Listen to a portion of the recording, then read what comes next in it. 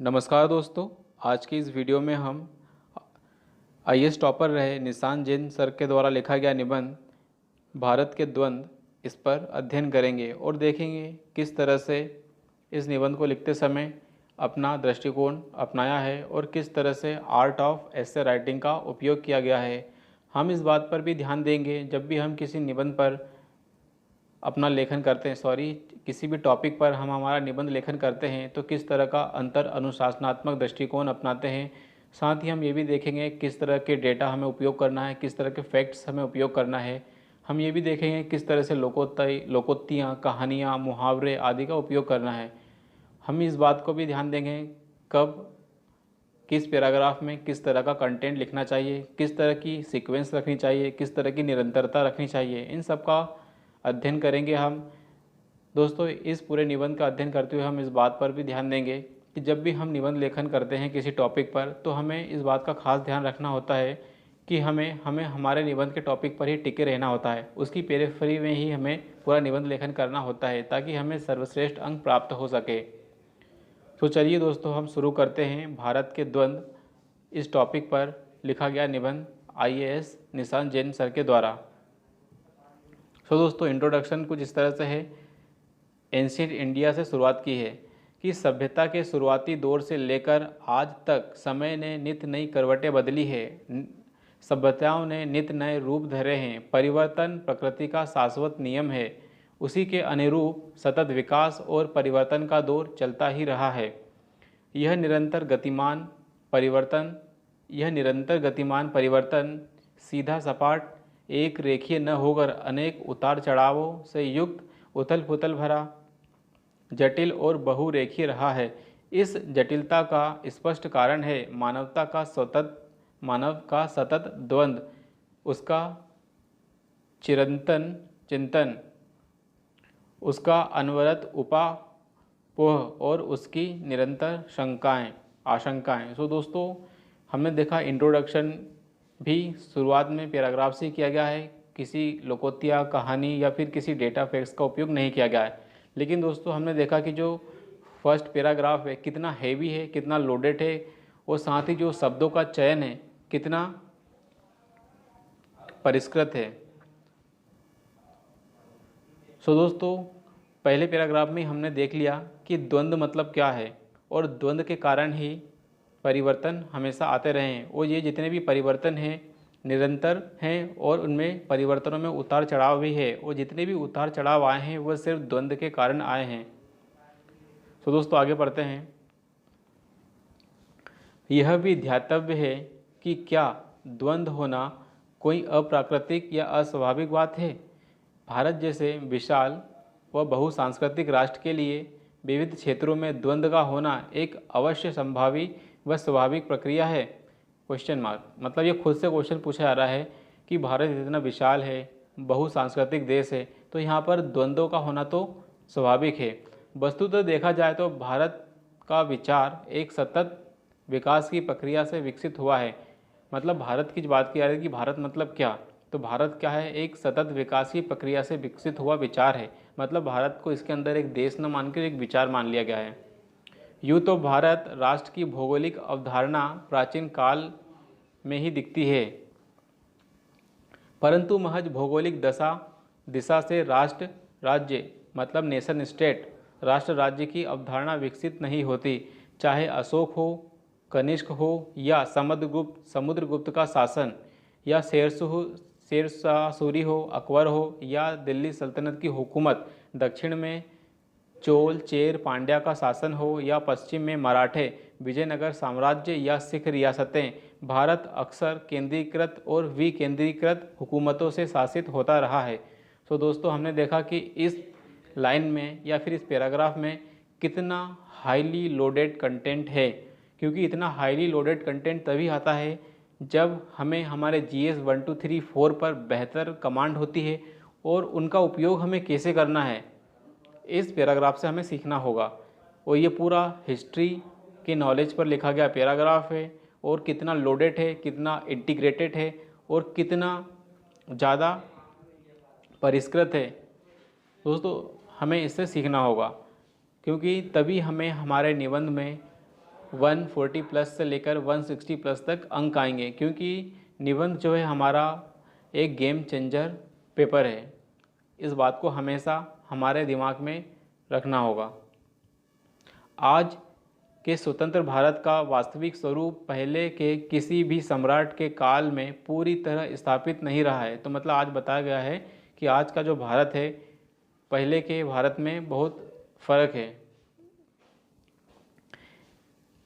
इसमें भी कोई संदेह नहीं कि अंग्रेजों की एक रूप प्रशासनिक व राजनीतिक व्यवस्था तथा रेलवे, डाक तार की संरचना, डाक तार की संचार सुविधाओं का भारतीय राष्ट्र के अधुनातन स्वरूप को आकार देने में महत्वपूर्ण योगदान रहा है। सो दोस्तों, इसमें ब्रिटिश काल की बात की गई कि ब्रिटिश में जो पॉलिटिकल सिस्टम था और उसके बाद जो जितना भी मॉडर्नाइजेशन का काम किया है, चाहे वो रेलवे हो, चाहे वो संचार की व्यवस्था हो, उसने भारत को जो राष्ट्र राज्य के अधुनातन को जो आधुनिक राष्ट्र राज्य की जो कॉन्सेप्ट है उसको स्वरूप देने में महत्वपूर्ण भूमिका निभाई है।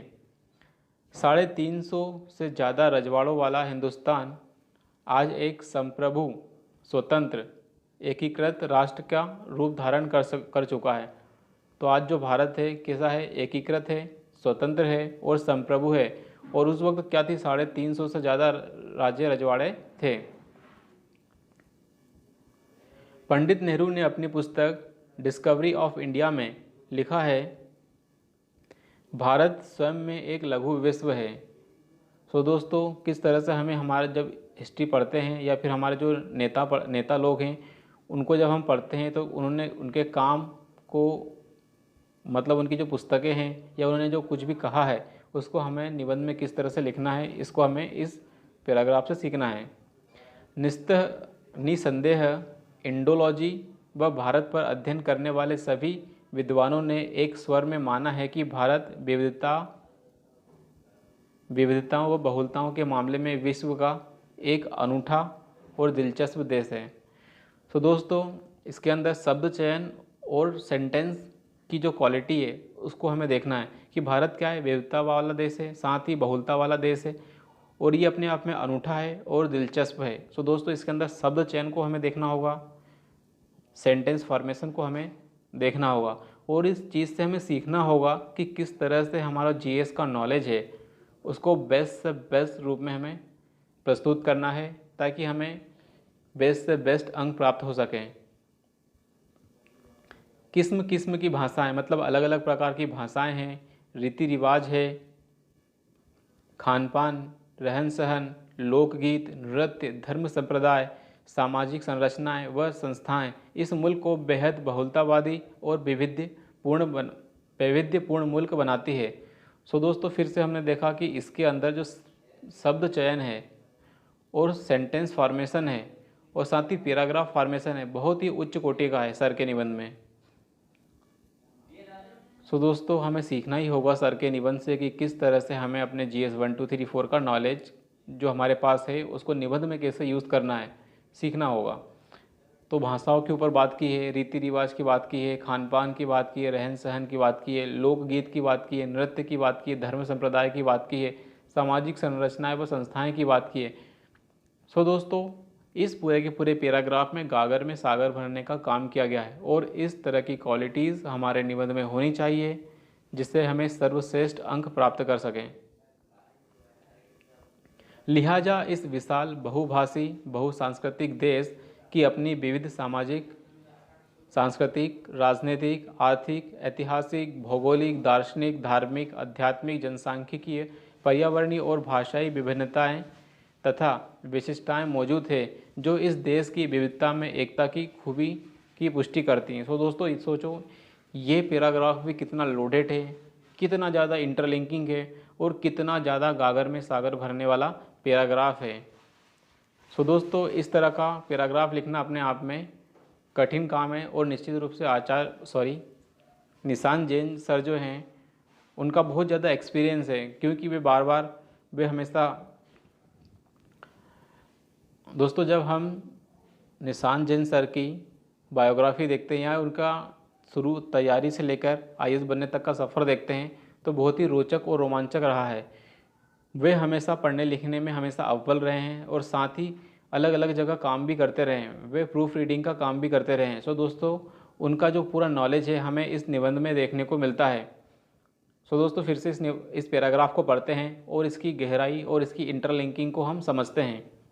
लिहाजा इस विशाल बहुभाषी व बहुसांस्कृतिक देश की अपनी विविध सामाजिक, सांस्कृतिक, राजनीतिक, आर्थिक, ऐतिहासिक, भौगोलिक, दार्शनिक, धार्मिक, आध्यात्मिक, जनसांख्यिकीय, पर्यावरणीय और भाषाई विभिन्नताएं तथा विशिष्टताएं मौजूद हैं। इस देश की विविधता में एकता की खूबी की पुष्टि करती है। सो देखा दोस्तों कि इस पैराग्राफ को कितना लोडेड और कितना ज़्यादा इंटीग्रेटेड बनाया गया है। यदि सामाजिक दृष्टिकोण से देखें तो भारतीय समाज की संरचना स्वयं में पर्याप्त जटिल है। यहाँ समाज ग्रामीण, उपनगरीय, नगरीय, महानगरीय, जनजातीय, पहाड़ी जैसे तमाम वर्गों और उपवर्गों में बटा हुआ है। साथ ही समाज में विभिन्न कमजोर व वंचित वर्गों के लोग, अनुसूचित जातियाँ जैसे अनुसूचित जातियाँ, जनजातियाँ, अन्य पिछड़ा वर्ग, अल्पसंख्यक, महिलाएं, सीमांत कृषक, असंगठित मजदूर, ट्रांसजेंडर, बच्चे, वरिष्ठ नागरिक, विकलांग जन आदि शामिल हैं, जिन्हें शेष समाज के विशेष रूप से संवेदनशील व सहयोगात्मक रवैये की आवश्यकता है।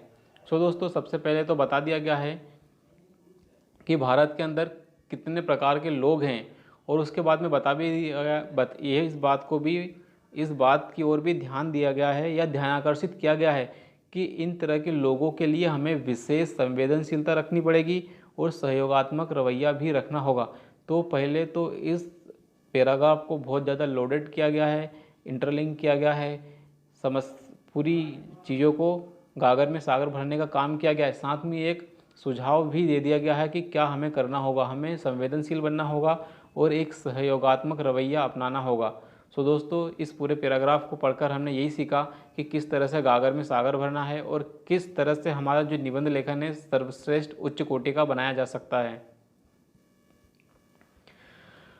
सामाजिक दृष्टि से भारत का द्वंद्व हमारे सामने विभिन्न द्वंद्वों मसलन एकल परिवार, संयुक्त परिवार, जातिवादी, जाति विहीनता समाज, नगरीय समाज, ग्रामीण समाज, विवाह और संन्यास इत्यादि का द्वंद्व के रूप में देखने को मिलता है। सो दोस्तों, भारत के सामने जो समाज है, भारत का जो समाज है, इसके सामने और भी बहुत सारे द्वंद्व हैं, जैसे कि हमें एकल परिवार रखना चाहिए, संयुक्त परिवार रखना चाहिए, हमें जातिवादी होना चाहिए या नहीं होना चाहिए, हमें ग्रामीणों गाँव का समाज बनना चाहिए या नगर का समाज बनना चाहिए, हमारी जो विवाह की संस्था है अब इस विवाह को जारी रखना चाहिए या फिर हमें लव मैरिज की ओर जाना चाहिए। तो ऐसे बहुत सारे द्वंद्व आज हैं भारत के सामने।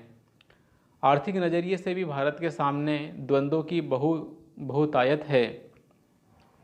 स्वतंत्रता के तुरंत बाद से ही भारत के नीतिपरक आर्थिक द्वंद्व शुरू हो गए थे। राष्ट्रपिता महात्मा गांधी जहां ग्राम स्वराज, गांधी जी क्या कहते थे कि ग्राम स्वराज को आर्थिक विकास की धुरी मानते थे। वे सर्वोदय की बात करते थे, पंचायती राज की बात करते थे, हस्तशिल्प उद्योग की बात करते थे, स्वरोजगार की बात करते थे, साथ ही ट्रस्टीशिप को बढ़ावा देने की बात करते थे। तो दोस्तों, इसके अंदर गांधी जी का और गांधी जी की जो विचारधारा किस तरह की थी उसका समावेशन किया गया है कि राष्ट्रपति बोलते थे कि स्वराज होना चाहिए, सर्वोदय होना चाहिए, पंचायती राज का विकास होना चाहिए, हस्तशिल्प उद्योग का विकास होना चाहिए, स्वरोजगार की बात होनी चाहिए और जो भी पूंजीपति धनी वर्ग हैं ट्रस्टीशिप की कॉन्सेप्ट को अपनाना चाहिए। वहीं पंडित नेहरू का झुकाव था औद्योगिक दृष्टि की ओर। वे चाहते थे कि भारत के अंदर औद्योगिक क्रांति हो, पिछड़े देश को तीव्र औद्योगिकरण व कल कारखानों की ऑक्सीजन से प्राण देने की और उनका रुख था। तो गांधी जी और नेहरू जी की तुलना की गई है दोस्तों। इसके अंदर बताया गया कि गांधी जी पंचायती राज और कुटीर उद्योग की बात करते थे, वहीं हमारे जो प्राइम मिनिस्टर रहे हैं पंडित जवाहरलाल नेहरू जी, उन्होंने औद्योगिकरण और कल कारखानों मतलब इंडस्ट्रीज़ की बात की थी। साथ ही निजी क्षेत्र और सार्वजनिक क्षेत्र को अधिक वरीयता देने का द्वंद्व भी भारतीय अर्थव्यवस्था का एक अनूठा मूल द्वंद्व रहा है। हालांकि पूंजीवादी और समाजवादी अर्थव्यवस्था के मिश्रित गुणों और अवगुणों को देखते हुए भारत ने मिश्रित अर्थव्यवस्था की ओर नई व्यवस्था का माध्यम चुना है। मतलब भारत ने मध्यम मार्ग को अपनाया है और मध्यम मार्ग क्या था? मिश्रित अर्थव्यवस्था। इसी तरह भारतीय अर्थव्यवस्था में कृषि का विकास बनाम औद्योगिक विकास, ग्रामीण विकास बनाम नगरीय विकास, कर प्रधान या कर मुक्त व्यवस्था, निर्यात बनाम आयात, मुद्रास्फीति बनाम अपस्फीति, हस्तशिल्प उद्योग बनाम मशीनीकरण, रुपये का अवमूल्यन बनाम अधिमूल्यन जैसे द्वंद्व सतत रूप से इसे मथते रहे हैं और समाज भी इन्हें लेकर समय समय पर भारत के समक्ष द्वंद्व की स्थिति में रहा है। उदारीकरण और विनिवेश बनाम घरेलू संरक्षणवाद का द्वंद्व तो एक बड़ा महत्वपूर्ण और चिरस्थायी द्वंद्व रहा है। सो दोस्तों, फिर से हम देखते हैं कि जो पैराग्राफ है कितना ज़्यादा लोडेड है द्वंद्व के संदर्भ में, और विषय से पहली बात तो हम कहीं से कहीं तक भटकाव देखने को नहीं मिलता है, और साथ ही इतने सारे द्वंद्वों को बता दिया गया है इसके अंदर, मतलब गागर में सागर भरने वाला काम इस पूरे पैराग्राफ में किया गया है। सो दोस्तों, फिर से हम इस पैराग्राफ को पढ़ते हैं और देखते हैं कि कितने सारे द्वंद्व छोटे से पैराग्राफ में पिरोने का काम किया गया है। एक तो ग्रामीण विकास का द्वंद्व है और औद्योगिक विकास का द्वंद्व है, ठीक है। कृषि विकास का द्वंद्व और औद्योगिक विकास का द्वंद्व, ग्रामीण विकास का द्वंद्व है और नगरीय विकास का। हमें टैक्स हेवन कंट्री टैक्स लगाना चाहिए कि टैक्स नहीं लगाना चाहिए, हमें किस तरह की इकोनॉमी बननी चाहिए, चाइना की तरह एक्सपोर्ट करने वाली या इंपोर्ट करने वाली बनना चाहिए, मुद्रास्फीति को बढ़ने देना चाहिए या कम करना चाहिए, हस्तशिल्प उद्योग की ओर हमें बढ़ना चाहिए या मशीनीकरण के युग में हमें आगे बढ़ना चाहिए, हमें देखना होगा कि हमारा रुपया का अवमूल्यन हो कि अधिमूल्यन हो। तो इतने सारे द्वंद्व भारत के सामने हैं, और जब हमने एलपीजी रिफॉर्म किए तब हमें विनिवेश मतलब भारत की जो गवर्नमेंट है उसका कम से कम योगदान हो अर्थव्यवस्था में, उस ओर आगे बढ़ना चाहिए या घरेलू संरक्षणवाद को बढ़ावा देना चाहिए। तो इस तरह के द्वंद्व भारत के सामने हमेशा ही बने रहे हैं। भारत के राजनीतिक द्वंद्व भी कम नहीं हैं, फिर चाहे वह आज़ादी से पहले कांग्रेस का गर्मपंथ बनाम नरमपंथ का द्वंद्व हो, या लंबे समय तक डोमिनियन स्टेट और पूर्ण साम्राज्य की मांग हो, या आज़ादी के बाद संविधान के निर्माण की मांग हो। संघात्मक अथवा एकात्मक संरचना को लेकर द्वंद्व हो, या समाजवाद वर्सेस पूंजीवाद का द्वंद्व हो, भारत विविध द्वंद्वों में उलझा और निकला। भारत क्या है, विविध द्वंद्वों में उलझता रहा है और निकलता भी रहा है। सो दोस्तों, फिर से द्वंद्व हमारा जो टॉपिक है निबंध का द्वंद्व है कि भारत के पास कौन कौन से द्वंद्व हैं, इन सभी द्वंद्वों का किस तरह से अभिव्यक्त करना है। इस पूरे जो निबंध है उसके अंदर पूरे जो हमारे द्वंद्व हैं, इतने सारे द्वंद्वों को बता दिया गया है कि जो पूरा टॉपिक से हमारा भटकाव कहीं से कहीं तक हमें देखने को नहीं मिलता है। भारत के राजनीतिक द्वंद्व की बात की गई है, डोमिनियन स्टेट की बात की गई है, संघात्मक और एकात्मक प्रणाली को लेकर द्वंद्व की बात की गई है, हमें समाजवाद और पूंजीवाद को लेकर किस तरह का द्वंद्व रहा है भारत में उसकी बात की गई है। सो दोस्तों, हमने देखा कि किस तरह से गागर में सागर भरने का काम किया गया है। दोस्तों, ये जो निबंध है बहुत ज़्यादा इंटीग्रेटेड है, बहुत ज़्यादा हाईली लोडेड है और बहुत ज़्यादा गागर में सागर भरने वाले पैराग्राफ है। तो हमें इस निबंध से दोस्तों जितना ज़्यादा हो सके उतना ज़्यादा सीखना होगा। एक संप्रभु राष्ट्र राज्य नेशन स्टेट, जब दोस्तों हम वर्ल्ड हिस्ट्री पढ़ते हैं और हम देखते हैं कि देशों का निर्माण कैसे हो रहा है, उसकी ओर इस पैराग्राफ में ध्यान दिया जा रहा है। एक संप्रभु राष्ट्र राज्य के रूप में भी भारत के सामने विविध द्वंद्वात्मक चुनौतियां उपस्थित होती रही हैं। बाह्य आक्रमणों के समय आक्रामक रवैया अपनाया जाए या रक्षात्मक मतलब ऑफेंसिव मोड में रहे भारत या डिफेंसिव मोड में रहे, रक्षा क्षेत्र पर अधिक खर्च करना चाहिए या सामाजिक योजनाओं पर अधिक खर्च करना चाहिए, धर्मनिरपेक्षता के साथ साथ धार्मिकता का समन्वय करना चाहिए और इसका समन्वय कैसे बिठाया जाना चाहिए, जनजातीय क्षेत्रों को दी जाने वाली स्वायत्तता बेहतर है या समावेशी एकीकृत व्यवस्था बेहतर है, राष्ट्रभाषा एक ही हो या अनेक क्षेत्रीय भाषाएं हो, राज्यों का पुनर्गठन भाषाई आधार पर हो या प्रशासनिक आधार पर, पर्यावरण संरक्षण अधिक महत्वपूर्ण है या आर्थिक विकास, संघीय ढांचा अधिक महत्वपूर्ण रहे या एकात्मिक व्यवस्था। इस तरह की तमाम समस्याएं भारत के सामने चुनौती की तरह खड़ी होती रही हैं। यह भी दीगर है कि भारत ने ज़्यादातर द्वंद्वों के बीच मध्यम मार्ग का अनुसरण करते हुए समन्वय व सहकार मतलब कॉपरेशन, समन्वय व सहकार के माध्यम से इन द्वंद्वों का जो समाधान है बखूबी खोजा है। सो दोस्तों फिर से हम इस पूरे पैराग्राफ को पढ़ते हैं। बहुत ज़्यादा लोडेड पैराग्राफ है और बहुत ज़्यादा इंटरलिंक पैराग्राफ है। तो इसमें नेशन स्टेट की बात की गई है कि एक संप्रभु राष्ट्र राज्य के रूप में भारत के सामने विविध द्वंद्वात्मक चुनौतियां उपस्थित होती रही हैं। जैसे कि जब बाहरी आक्रमण हो रहा है, चाहे वो चीन का युद्ध हो, पाकिस्तान के साथ युद्ध हो, तो किस तरह का रवैया उस वक्त हमें अपनाना चाहिए था। उस वक्त हमें ऑफेंसिव मोड अपनाना चाहिए था या डिफेंसिव मोड अपनाना चाहिए था। हम देखते हैं दोस्तों कि हमारा जो डिफेंस सेक्टर है, रक्षा क्षेत्र है, उस पर हमें कम खर्च करना चाहिए या अधिक खर्च करना चाहिए, या फिर हमें सामाजिक योजनाओं पर अधिक खर्च करना चाहिए। धर्मनिरपेक्षता के साथ साथ हमें धार्मिकता का समन्वय कैसे बिठाया जाना चाहिए। जनजातीय क्षेत्रों को जो दी जाने वाली स्वायत्तताएँ हैं उनको बेहतर कैसे करना चाहिए, या फिर उन्हें जनजातियों को समावेशी एकीकृत व्यवस्था के अंदर ढालना चाहिए। राष्ट्रभाषा के मुद्दों पर भी राष्ट्रभाषा के मुद्दे पर भी भारत में द्वंद्व था कि भारत की एक भाषा होनी चाहिए या अनेक भाषाएं होनी चाहिए, क्योंकि भारत के संविधान में 22 भाषाओं का जिक्र है और क्लासिकल लैंग्वेजेस का।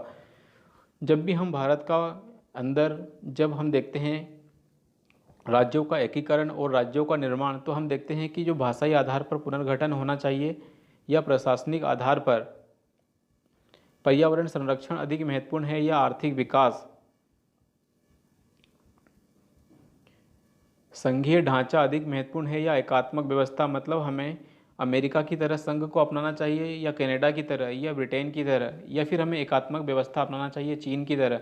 इस तरह के द्वंद्व भारत के सामने हमेशा रहे हैं और भारत ने हमेशा क्या किया है, जब भी जितने भी द्वंद्व आए हैं भारत ने हमेशा बुद्ध का मार्ग, मध्यम मार्ग को अपनाया है और इस मार्ग के अंदर समन्वय और कॉपरेशन को महत्वपूर्ण जगह दी है।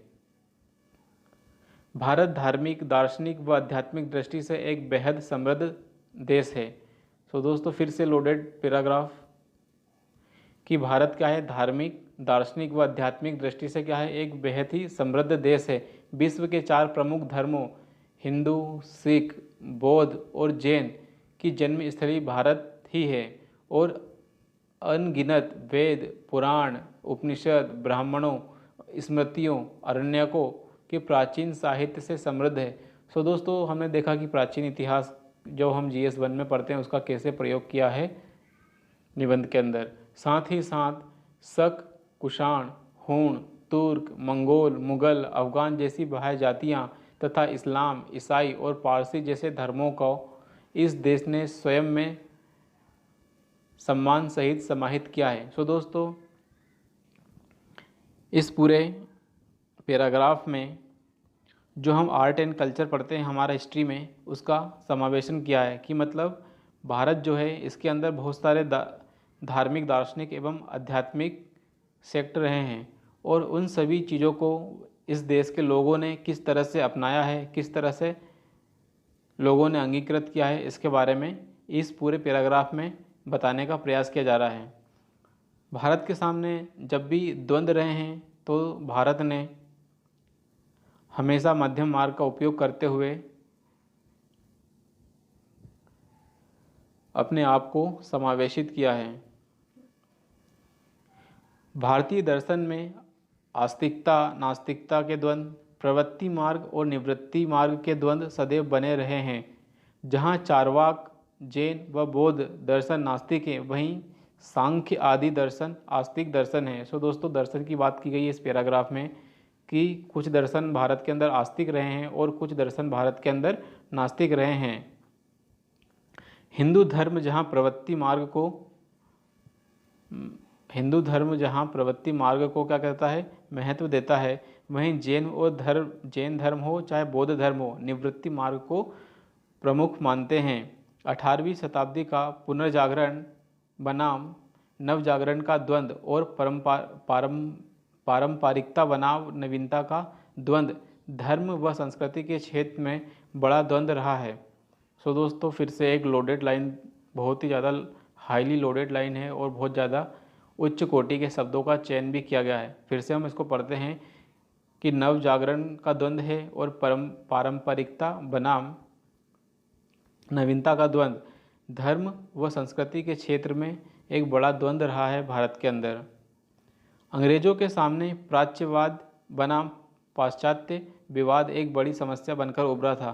तो दोस्तों, जब हम भारत के अंदर एजुकेशन पॉलिसी और एजुकेशन के इस्टेब्लिशमेंट पर नज़र दौड़ाते हैं तो हम पाते हैं कि एंग्लिसिस्ट वर्सेस ओरिएंटलिस्ट का जो विवाद है, मतलब प्राच्यवादी और पाश्चात्यवादी का जो विवाद है, एक बड़ी समस्या बनकर उभरा था। और ये द्वंद्व था कि भारत के अंदर इंग्लिश एजुकेशन हो या फिर मातृभाषा में एजुकेशन देने का काम किया जाए।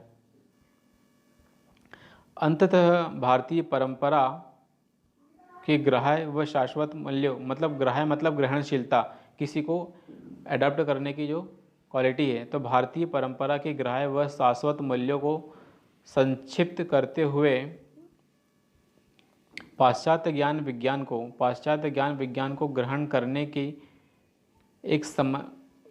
का एक समन्वयात्मक दृष्टिकोण अपनाया। तो भारत ने क्या करा कि जो पाश्चात्य ज्ञान विज्ञान है उसको अपनाने के लिए समन्वय का दृष्टिकोण अपनाया कि ठीक है, हम भी जो नवीन विचार है उसको अपनाएंगे। क्योंकि गांधी जी हमेशा कहा करते थे कि हमें हमारे घर के खिड़की दरवाजे हमेशा बाहर से आने वाली हवाओं के लिए खुले रखने चाहिए। और जब हमने पाश्चात्य दृष्टिकोण को अपनाया, जिससे क्या कोई दीर्घ अवधि में भारत में बौद्धिक व सांस्कृतिक विकास का आधार भी बना। राष्ट्रकवि मैथिली शरण गुप्त ने भारतीय धर्म व इतिहास की श्रेष्ठता के बीच पाश्चात्य ज्ञान विज्ञान की महत्ता को स्वीकार करते हुए लिखा है। सो दोस्तों, फिर से हम देखते हैं किस तरह से जो ऑप्शनल सब्जेक्ट सर का था, क्या था, हिंदी साहित्य, उसके अंदर हम बहुत सारे कवियों को पढ़ते हैं और उनकी रचनाओं को पढ़ते हैं। तो किस तरह से हमें हमारे ऑप्शनल का उपयोग करना है, इस निबंध को पढ़कर हम सीख सकते हैं।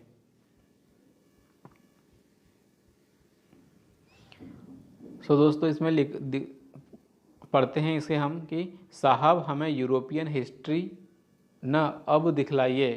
क्या लिखा है? साहब हमें यूरोपियन हिस्ट्री न अब दिखलाइए, बलून की रचना हमें करके कृपया सिखलाइए। मतलब दोस्तों, इसमें बताया जा रहा है कि भाई साहब, जो आपने एजुकेशन पॉलिसी भारत के अंदर इस्टेब्लिश की थी, यूरोपियों की बात की जा रही है, अंग्रेज़ों की बात की जा रही है कि भाई तुम लोग क्या कर रहे हो, यूरोप में तो साइंस एंड टेक्नोलॉजी पर ज़्यादा से ज़्यादा शोध कर रहे हो, साइंस एंड टेक्नोलॉजी के विषय को अपने देशवासियों को पढ़ा रहे हो, लेकिन भारत के अंदर केवल साहित्य पढ़ा रहे हो, लिटरेचर पढ़ा रहे हो, दर्शन पढ़ा रहे हो। वाह! तो इस पूरी की पूरी जो पंक्ति है उसमें यही कहा गया कि भाई हमें बलून की रचना कैसे होती है, बलून कैसे बनता है, ये सिखाओ। मतलब हमें टेक्निकल नॉलेज दो, इस बात की ओर कवि इशारा कर रहे हैं, ना कि साहित्य और इतिहास की। हमें साहित्य, इतिहास और दर्शन को मत पढ़ाओ, हमें पढ़ाओ साइंस एंड टेक्नोलॉजी। क्योंकि उस वक्त जो मैकाले शिक्षा पद्धति लागू हुई थी, उसका ये सबसे बड़ा दोष था कि भारत को सिर्फ और सिर्फ इतिहास, दर्शन और लिटरेचर ही पढ़ाया जाता था। उधर अंतर्राष्ट्रीय राजनीति व राजनय, मतलब डिप्लोमेसी की बात की जा रही है कि अंतर्राष्ट्रीय राजनीति और डिप्लोमेसी के क्षेत्र में भी भारत के अनेक द्वंद्व दिखते रहे हैं। पड़ोसी देशों को अधिक महत्व दिया जाए या सुदूर विश्व की ताकतों को। अमेरिका सोवियत बनाम गुट निरपेक्षता का द्वंद्व भारत के सामने रहा है हमेशा। सॉफ्ट स्टेट बनाम हार्ड स्टेट का द्वंद्व भारत के सामने रहा है। आक्रामकता बनाम रक्षात्मकता का द्वंद्व, यूएन बनाम क्षेत्रीय अंतर्राष्ट्रीय संगठन, विश्व बैंक की उदारीकृत नीतियां बनाम घरेलू संरक्षणवाद आदि ऐसे अनेक द्वंद्व हैं जो भारत की विदेश नीति को प्रभावित करते रहे हैं। सो दोस्तों, वापस से फिर से पैराग्राफ है और बहुत ज़्यादा लोडेड पैराग्राफ है। हम देखते हैं, फिर से पढ़ते हैं इसको कि इसमें कौन कौन से द्वंद्व की बात की जा रही है। सो अंतर्राष्ट्रीय राजनीति व कूटनीति में बताया जा रहा है कि हमें कौन कौन से द्वंद्व हैं।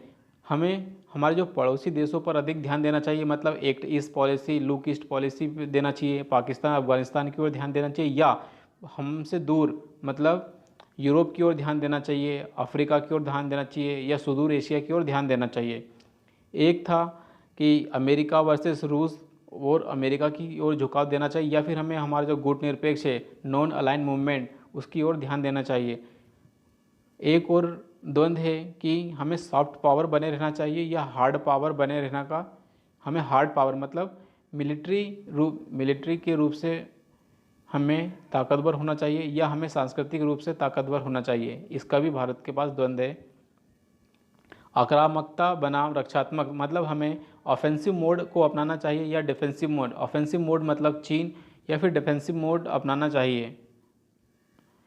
यूएन बनाम क्षेत्रीय अंतर्राष्ट्रीय संगठन मतलब हमें यूनाइटेड नेशंस के प्रति अधिक झुकाव रखना चाहिए, या हमारे क्षेत्रीय संगठन है जैसे सार्क हो गया, एससीओ हो गया, या फिर और क्षेत्रीय अलायंस हुए उनके प्रति अधिक झुकाव रखना चाहिए। विश्व बैंक की जो उदारीकृत नीतियां हैं उनके प्रति हमें झुकाव रखना चाहिए, या हमें हमारी खुद की घरेलू संरक्षणवादी नीति अपनानी चाहिए। परंतु भारत ने विदेश नीति के मामले में गुट निरपेक्षता की नीति को अपनाकर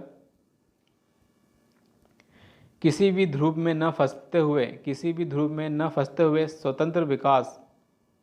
स्वतंत्र विकास की नीति को अपनाया है, जो बाद में भारत की विदेश नीति का आधारभूत तत्व बनकर उभरा। सांस्कृतिक, साहित्यिक व भाषाई दृष्टि से भी भारत के एक बहुलतावादी व बहुविविध देश होने के कारण समय समय पर यहाँ बहुत से द्वंद्व उठते रहे हैं। स्वतंत्रता संग्राम के राष्ट्रीय नायकों ने जहाँ एक स्वर में हिंदी को राष्ट्रभाषा बनाने का पक्ष लिया था, वहीं दूसरी ओर देश के कुछ हिस्सों में हिंदी विरोधी आंदोलन भी हमें देखने को मिलते हैं। भारत ने हिंदी को राजभाषा का दर्जा देते हुए कुल 22 भाषाओं को 8वीं अनुसूची में सम्मिलित कर भाषाई समन्वय का परिचय दिया है। निसंदेह भारतीय संस्कृति के बहुलतावादी चरित्र को बनाए रखने की निरंतर आवश्यकता है। दोस्तों, हमने देखा कि इस पैराग्राफ में भी बताया जा रहा है कि भारत बहुभाषी देश है। भारत के अंदर हम देखते हैं कि कोस पे बदलता है पानी और हर 2-4 कोस पे बदल जाती है वाणी।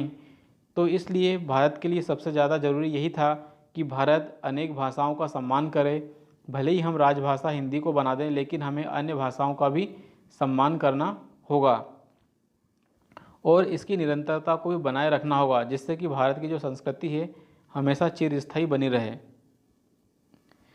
पर्यावरणीय पारिस्थितिकी दृष्टि से भी कुछ द्वंद्व भारत के सामने हैं।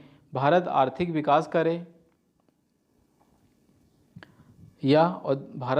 विकास और औद्योगिकीकरण को अधिक प्राथमिकता दे या पर्यावरण संरक्षण को। अपनी घरेलू अर्थव्यवस्था का संरक्षण करना भी जरूरी है और जलवायु परिवर्तन के सम्मेलनों में जो प्रतिबद्धताएं हैं उसके प्रति काम करना भी जरूरी है। भारत ने अपने अंतर्राष्ट्रीय व राष्ट्रीय हितों को सुरक्षित रखते हुए दोहा राउंड में विकासशील देशों की समस्याओं को पुरजोर तरीके से उठाया है और दोनों द्वंद्वों का मध्य का रास्ता निकाला है। दोस्तों, हमने देखा कि भारत हमेशा बुद्ध का मध्यम मार्ग को ही अपनाता है, क्योंकि हम किसी भी एक्सट्रीम पर नहीं जा सकते, क्योंकि हमें पर्यावरण संरक्षण भी करना है, आर्थिक विकास भी करना है, लोगों को रोजगार भी देना है और उन्हें अनेक प्रकार के अवसर और सुविधाएं भी प्रदान करनी है। क्योंकि भारत के अंदर विकसित राष्ट्र, विकासशील राष्ट्र, अल्प विकसित राष्ट्र और पिछड़े राष्ट्र सभी राष्ट्रों के लक्षण भारत के अंदर विद्यमान हैं। उपरोक्त द्वंद्वों का होना कोई आकस्मिक या अनहोनी घटना नहीं है। दरअसल वास्तविकता तो यह है कि जिस तरह किसी व्यक्ति के व्यक्तित्व का पूर्ण विकास विविध द्वंद्वों व चुनौतियों के बीच से होकर गुजरता है, वैसे ही भारतीय राज्य का वर्तमान परिपक्व स्वरूप समय समय पर होने वाले विविध द्वंद्वों, समस्याओं, चुनौतियों से निखरा है। दोस्तों, फिर से हमने देखा कि जो पैराग्राफ है बहुत ज़्यादा लोडेड है और बहुत ज़्यादा गागर में सागर भरने वाला है। अब ये जो पूरा पैराग्राफ अपनी कंक्लूज़न या फिर कहीं अपने अंत की ओर बढ़ रहा है, तो किस तरह से एक कंक्लूज़न को ड्रॉ किया जा रहा है उसके ऊपर हमें ध्यान देना होगा। अब इस वापस से हम इस पैराग्राफ को पढ़ते हैं और देखते हैं कि किस तरह से इसका समापन किया जा रहा है निबंध का। तो भारत का हमेशा से ही द्वंद्वों के अंदर घिरा हुआ रहा है और ये कोई अनहोनी घटना नहीं है। जिससे किसी व्यक्ति का विकास क्या होता है, बहुत सारे द्वंद्वों और चुनौतियों से होकर जब कोई व्यक्ति क्या है बहुत सारे द्वंद्वों और चुनौतियों से होकर गुजरता है, तभी उसके व्यक्ति का व्यक्तित्व विकास होता है। उसी तरह से भारत का जो समाज है और भारत जो एक राज्य के रूप में विकसित हुआ है, बहुत सारे द्वंद्वों, समस्याओं और चुनौतियों से होकर गुजरा है, तभी उसका इतना निखार हमें देखने को मिलता है। इसीलिए हम कहते हैं कि भारत में विविधता है लेकिन विविधता में एकता भी है। इन द्वंद्वों का कारण स्वाभाविक तौर पर भारत की वैविध्यपूर्ण संस्कृति व समाज में छिपा है। जब समाज व संस्कृति की संरचना जटिल होती है तो प्रशासन व शासन का तरीका भी सरल नहीं रह जाता। यह भारतीय समाज की विविधतापूर्ण सामाजिक, दार्शनिक, आर्थिक, राजनीतिक, भौगोलिक, जनसांख्यिकीय दशाओं का ही प्रभाव है कि यहाँ जीवन के हर क्षेत्र में पर्याप्त द्वंद्व दृष्टिगोचर होते हैं। सो दोस्तों, फिर से पूरी की पूरी लाइन को ही बहुत ज़्यादा हाईली लोडेड कर दिया है और बहुत ज़्यादा इंटरलिंक कर दिया है। मतलब सारे के सारे पहलुओं को मात्र एक लाइन में ही पिरो दिया है। इसे ही कहते हैं हम गागर में सागर भरने का काम। फिर से इसको पढ़ते हैं और देखते हैं कि किस तरह से गागर में सागर भर दिया एक लाइन में। यह भारतीय समाज की विविधतापूर्ण सामाजिक, सांस्कृतिक, दार्शनिक, आर्थिक, राजनीतिक, भौगोलिक और सांख्यिकी दशाओं का ही प्रभाव है कि यहाँ जीवन के हर क्षेत्र में पर्याप्त द्वंद्व दृष्टिगोचर होते हैं। मतलब पर्याप्त द्वंद्व दृष्टिगोचर होते हैं। जहाँ तक भारत के इन द्वंद्वों का प्रभाव का प्रश्न है तो यह स्पष्ट है कि द्वंद्वों के परिणाम स्वरूप चिंतन और मंथन करना पड़ता है। तो जब भी हमारे सामने कोई द्वंद्व उपस्थित होता है दोस्तों, तब हम क्या करते हैं, बहुत ज़्यादा चिंतन करते हैं, मंथन करते हैं, तभी हमारे पास कोई ना कोई कंक्लूज़न निकल कर आता है। पर साथ ही यह भी चिंतन और मंथन करने की प्रक्रिया से निकले समाधान का स्वरूप धारणीय और स्थायी होता है। तो दोस्तों, जब भी हम किसी विचार पर अधिक से अधिक चिंतन मनन करते हैं, तब जो हमारे पास समाधान आता है वो अधिक से अधिक स्थायी होता है और अधिक से अधिक सस्टेनेबल होता है। इसका एक बड़ा उदाहरण भारत में सार्वजनिक और निजी दोनों ही क्षेत्र को महत्व देते हुए मिश्रित अर्थव्यवस्था का अंगीकरण है। तो दोस्तों, भारत जब आज़ाद हुआ तब भारत के सामने एक द्वंद्व था कि वह किस तरह की इकोनॉमी अपनाए, पूंजीवादी अर्थव्यवस्था को अपनाए या समाजवादी को। लेकिन भारत ने मध्यम मार्ग अपनाया और भारत ने क्या किया, एक मिश्रित अर्थव्यवस्था को अंगीकृत किया। तो जब द्वंद्वों का समाधान यदि वैज्ञानिक व्यवस्थित ढंग से समन्वयात्मक दृष्टिकोण को अपनाते हुए किया जाए तो इनके बीच से ही एक श्रेष्ठ और फलदायी समाधान निकलता है। सो दोस्तों, फिर से इसके अंदर हमारा जो निबंध का टॉपिक था द्वंद्व, और द्वंद्व के अंदर समाधान कैसे निकाले जाते हैं उसके लिए मध्यम मार्ग की बात की गई। और मध्यम मार्ग तभी आता है जब हम चिंतन मनन करते हैं। तो श्रेष्ठ और फलदायी समाधान निकाला जा सकता है कब? चिंतन करके।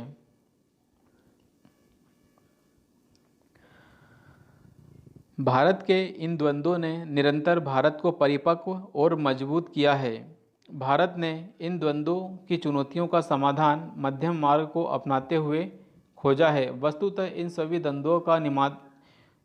द्वंद्व का निदान कहीं बाहर नहीं अपितु भीतर ही निहित होता है। प्राचीन भारतीय दर्शन के दो सिद्धांत अनेकांतवाद और मध्यम मार्ग भारत के इन द्वंद्वों के निदान के प्रमुख उपकरण बनकर उभरे हैं। सो दोस्तों, इसके अंदर बताया गया है जैन की जो फिलॉसॉफी अनेकांतवाद और बुद्ध की फिलॉसॉफी है मध्यम मार्ग, इनको अपनाते हुए भारत ने किस तरह से विभिन्न प्रकार के द्वंद्वों से छुटकारा पाया है और साथ ही उनका एक सही समाधान भी खोजा है। अनेकांतवाद कहता है किसी भी मत या दृष्टिकोण अनेकांतवाद कहता है कि सभी मत या दृष्टिकोण महत्वपूर्ण हैं। कोई भी दृष्टिकोण पूर्णतः उचित या अनुचित नहीं हो सकता। अतः किसी भी अवधारणा को उसके सभी दृष्टिकोणों के साथ समझना चाहिए। उधर मध्यम मार्ग दोनों अतिवादी विचारों के बीच का एक सरल और समन्वयात्मक रास्ते की बात करता है। सो दोस्तों, मध्यम मार्ग क्या बोलता है कि हमें सरल और समन्वयात्मक रास्ता अपनाना होगा, उसकी वकालत करता है। तो मध्यम मार्ग सरल और समन्वयात्मक रास्ते की वकालत करता है। भारत ने अपने लगभग हर द्वंद्व का निदान उपर्युक्त दोनों सिद्धांतों की सहायता से किया है। मतलब अनेकांतवाद और मध्यम मार्ग दोनों की सहायता लेकर भारत ने बहुत सारे द्वंद्वों का निदान और समाधान किया है। भारत ने द्वंद्व के कारणों व समस्याओं को हर दृष्टिकोण से समझकर एक मध्यम व समन्वयात्मक दृष्टिकोण अपनाकर मार्ग निकाला है, जो आगे कारगर साबित हुआ है। आज भी भारत के समक्ष अनेक राष्ट्रीय अंतर्राष्ट्रीय द्वंद्व मौजूद हैं। क्या है? आज भी भारत के सामने राष्ट्रीय और अंतर्राष्ट्रीय द्वंद्व मौजूद हैं, जिनका निदान भी विवेक, समझदारी, मध्यम मार्ग की सहायता से ढूंढे जाने के प्रयास किए जा रहे हैं। तो मतलब दोस्तों, इस लास्ट पैराग्राफ में भी यही बताया गया है कि भारत के पास आज भी बहुत सारे द्वंद्व हैं, राष्ट्रीय स्तर पर भी द्वंद्व हैं और अंतर्राष्ट्रीय स्तर पर भी द्वंद्व हैं। राष्ट्रीय स्तर की यदि बात करें तो दोस्तों, आज हम बहुत सारा चर्चा में सुनते हैं कि भारत एक हिंदू राष्ट्र बने या सेक्युलर राष्ट्र बने, भारत का नाम क्या हो, इंडिया हो या भारत हो। और भी बहुत सारे ऐसे मुद्दे हैं, गरीबी, बेरोजगारी, भुखमरी, भारत के अंदर चुनाव सुधार। तो भारत के कुछ बहुत सारे राष्ट्रीय मुद्दे हैं। तो इन सभी पर हमें चिंतन मनन करना होगा, विचार विमर्श करना होगा और एक मध्यम मार्ग निकालना होगा। अंतर्राष्ट्रीय स्तर पर भी हम दोस्तों देखें तो नेट जीरो एमिशन का हमारे लक्ष्य हैं, बहुत सारे पर्यावरणीय लक्ष्य हैं हमारे पास, बहुत सारे अंतर्राष्ट्रीय समझौते हैं। तो उन सब का समाधान हम मध्यम मार्ग और अनेकांतवाद का सहारा लेकर कर सकते हैं। सो दोस्तों, हमने देखा कि किस तरह से पूरा जो निबंध है उसके अंदर उच्च कोटि के शब्द चयन देखने को मिले, हमें जितने भी सेंटेंस और पैराग्राफ देखने को मिले कितने हाई लोडेड थे और किस तरह से ये पैराग्राफ और सेंटेंस हैं उनके अंदर गागर में सागर भरने का काम किया गया है। साथ में हमने ये भी देखा कि पूरा का पूरा निबंध किस तरह से जिस टॉपिक पर निबंध लिखा गया है उसी टॉपिक्स के इर्द गिर्द घूमते रहा है। हमने शब्द चयन देखा और साथ ही बहुत सारे पहलू देखे, चाहे सामाजिक पहलू है, आर्थिक पहलू है, राजनीतिक पहलू है, राष्ट्रीय पहलू हो चाहे अंतर्राष्ट्रीय पहलू हो, सभी प्रकार के पहलुओं का समावेशन हमारे इस निबंध में हमें देखने को मिला। तो दोस्तों, इस लेवल का निबंध लिखना सच में कोई आसान काम नहीं है, लेकिन जब हम निरंतर अभ्यास करते रहेंगे हमें एक चीज़ सीखनी होगी, वो ये है कि हमें हमारे GS 1, 2, 3, 4 इन सब का बेहतर अंडरस्टैंडिंग रखनी होगी और इन सब की बेहतर अंडरस्टैंडिंग रखते हुए इंटरलिंकिंग क्वालिटी इंप्रूवमेंट प्रोग्राम का उपयोग करते हुए, कनेक्टिंग द डॉट मेथड का प्रयोग करते हुए हमें हमारे निबंध को अधिक से अधिक समृद्धशाली, अधिक से अधिक विविधतापूर्ण और अधिक से अधिक अंतर अनुशासनात्मक दृष्टिकोण अपनाते हुए लिखना होगा। और यही आर्ट ऑफ ऐसे राइटिंग होती है। यदि इस तरह का अप्रोच हम अपनाते हैं तो निश्चित रूप से 160 नंबर लाना हिंदी माध्यम के लिए कोई कठिन काम नहीं है। आई होप दोस्तों, इस निबंध को पढ़कर समझकर इस वीडियो से तुम्हें कोई लाभ हुआ होगा और यदि लाभ हुआ तो निश्चित रूप से लाइक करें, शेयर करें।